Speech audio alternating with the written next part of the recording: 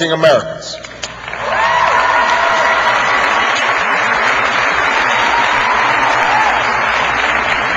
This is a tax cut paid for in part by closing corporate loopholes and shutting down tax havens that will be worth up to $1,000 per family every year.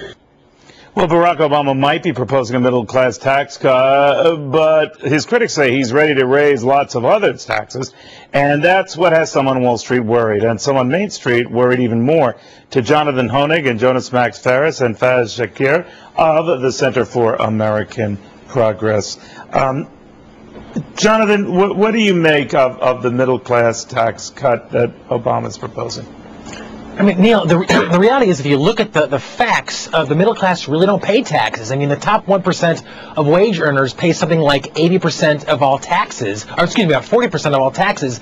The bottom 80% pay 13% of all taxes. So, I mean, he wants to give the middle class a tax cut. You know what? The rich are the ones paying the taxes in the first place. I think that's the class that really deserves a tax cut if anyone does. Well, you can always say everyone deserves a tax cut. Of course, they're not paying taxes. I mean, they might, in the aggregate, be a small part of all taxes collected, but when they're paying roughly 30% on their income, they're paying taxes. But Jonas, what do you make of the argument here that it ultimately is going to come down to like a class thing here? It will, because realistically, when these politicians talk about like squeezing money out of health care or these corporate loopholes, they act like there's this cash pile that they're giving companies to leave the country. The reality is, to pay for a significant tax cut for, say, the middle class, you have to raise taxes somewhere else.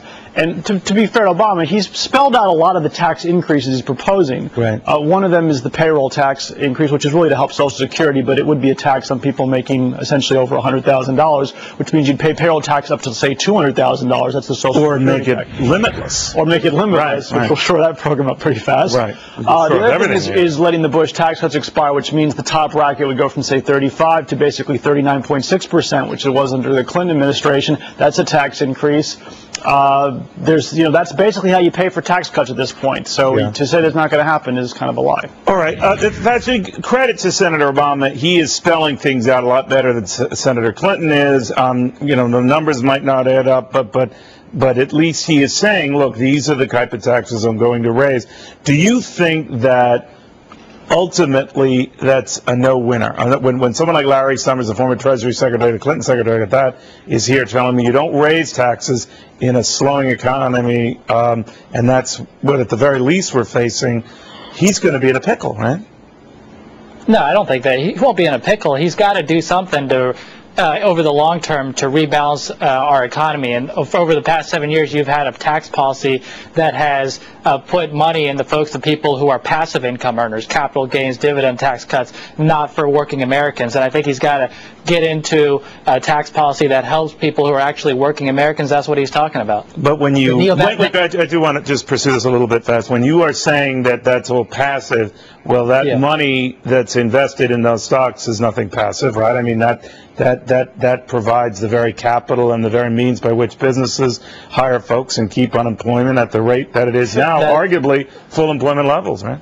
Fair point, Neil, and I agree with you on that. But if we're talking about driving business investment and driving businesses in general, we can give money to lower-income people who will then spend it and drive consumer and also help businesses. So I think if you're arguing it from that perspective, I think I got a better approach to it. All right, Jonathan, what do you think? Well, I mean, when he says rebalancing the economy, that's kind of French for redistributing wealth from people who've earned it to people who haven't. And maybe the rich are making passive income, but they've earned that income. And I think that the senator's plans to redistribute that wealth just kind of goes to his core philosophy, which is that people who earn a living, that money is public money. And it's Senator Clinton's or Senator Obama's job to kind of reshuffle the cards however they see fit. All right, but Jonas, whatever your political viewpoints are on this, the issue I'm trying to get a handle on is it wise to be considering reshuffling the cards or the tax cards in favor of one group over the other, if you argue it's the rich versus the poor, to raise anyone's taxes in an environment like this? No, in general, you don't want to raise taxes in a weak economy. Now, if the tax changes are totally neutral, this group's benefiting, this group's paying more. But it never works out that way. It probably won't. In theory, it wouldn't hurt even a weak economy. The Bush tax cuts were more cuts without spending increases or without tax increases or spending cuts, so it was a little more balanced. But in general, like if they raise taxes more than they cut taxes for one group, or the group that they're raising taxes on, for example, the payroll tax increase, businesses pay half the payroll tax. You don't really see it on your paycheck. And if you're paying a lot of payroll of 120, 130,000, that's a big tax increase to a business to hire employees. So that could hurt the economy, even though it's sort of revenue neutral. So it really depends how this flushes out. In general, you don't want to raise taxes during a weak economy. That's the point I want to raise with you is when Bill Clinton was able to raise taxes in the upper income, and they always say, well, you know, the economy boomed and everything was okay. You could argue that at the time the economy was coming out of its tailspin. Now we're going into one. I know I keep beating this same dead horse, but I think that is my big worry, that we're going to make a tough situation a hell of a lot tougher.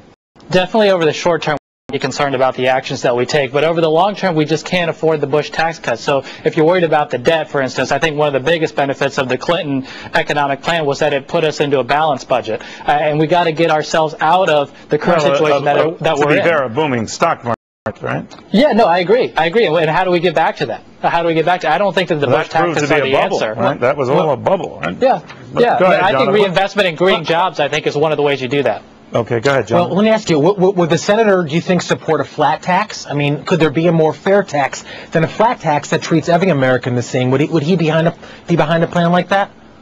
No, I don't think he would. I think that's regressive on the lower income people. And I think that the tax cut that we're talking about is the plan under the Clinton administration, right? That helped a great deal of Americans. The idea that the rich owe the poor, that the rich got rich on the backs of the poor. No, Jonathan, it's just you. I mean, it's that's you. the implication, isn't it? Just Jonathan. All right, I'm sorry, guys. We're out of time, but thank you very much. The debate continues. Good night. Tonight's scoreboard.